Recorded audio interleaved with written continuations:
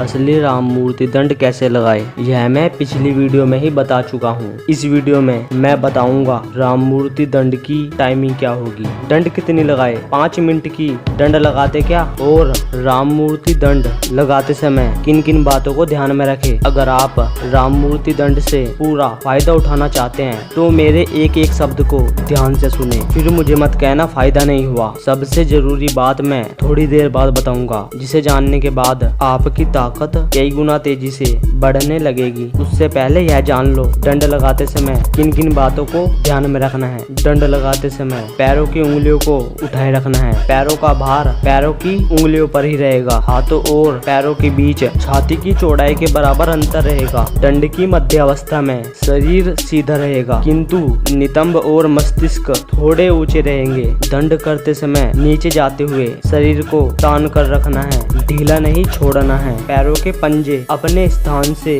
टस से मस नहीं होने चाहिए। जिस समय ठोडी को छाती पर लगाकर श्वास भरे, उस समय ठोडी को छाती से धीरे धीरे हटाते हुए मध्य अवस्था में गर्दन को सीधा कर दो। बस सर हल्का सा उठा रहेगा। इसके बाद जब आप छाती को ऊपर उठाते हुए हाथों को सीधा खड़ा करें तो गर्दन ऊपर की ओर सीधी रहेगी। बस सर हल्का सा उठा रहेगा। कहने का मतलब यह है व्यायाम और गर्दन में तालमेल बनाकर रखना है, लेकिन ऐसा ना हो आप अपना पूरा फोकस गर्दन पर ही लगा दे। आपको अपना पूरा फोकस दंड करने पर लगाना है। अब मैं आपको कुछ ऐसा बताने वाला हूँ जो इस दंड को नेक्स्ट लेवल पर ले जाएगा। इसके ऊपर मैं अलग से वीडियो भी बना दूंगा, जिससे मैं आप ठोडी को छाती पर लगाकर श्वास भरे। ध्यान रहे श्वास धीरे धीरे एक बार में भरना है। श्वास भरने से पहले एक बार श्वास को बाहर निकाल दे और श्वास भरते हुए यह कल्पना करे प्राणवायु मेरे शरीर को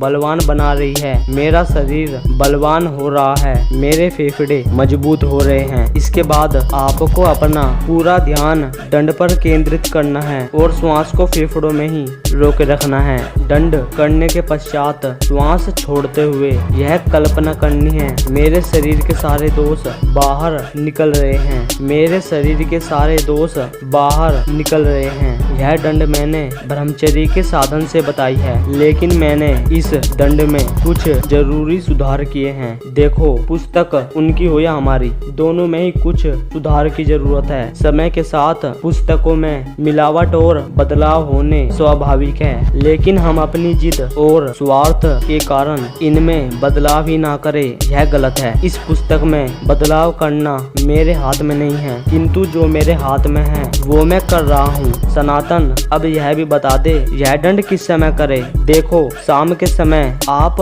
दूसरे व्यायाम करें। राम मूर्ति व्यायाम आपको सुबह के समय ही करना है। सनातन यह तो बता दे कितने समय तक दंड लगाए। पहली बात तो आपका सवाल ही गलत है। मान लो आप 30 सेकंड तक ही दंड लगा सकते हो और मैं कह दूं 5 मिनट तक दंड लगाओ, तो क्या आप 5 मिनट तक दंड लगा लोगे? और कुछ लोग तो यह तक कह देते हैं राम मूर्ति जी 5 मिनट तक दंड लगाते थे। पहली बात तो यह झूठ है। अब राम मूर्ति जी ने किसी को यह थोड़े ही बताया होगा कि मैं 5 मिनट की एक दंड लगाता हूँ या इतनी दंड लगाता हूँ। घड़ी देखकर दंड लगाते थे क्या राम मूर्ति जी? चलो आसान शब्दों में समझाता हूँ। कुछ लोगों का यह सवाल है दंड करते समय कितने समय में नीचे जाएं, कितने समय में ऊपर आएं। यह भी बेतुका सवाल है, लेकिन सनातन तूने तो अपनी वीडियो में बताया था इतने समय में नीचे जाना है, उतने समय में ऊपर आना है। हाँ बताया था, लेकिन मैं इस चैनल पर एडवांस लेवल बता रहा हूँ। अब आपको पूरा फोकस दंड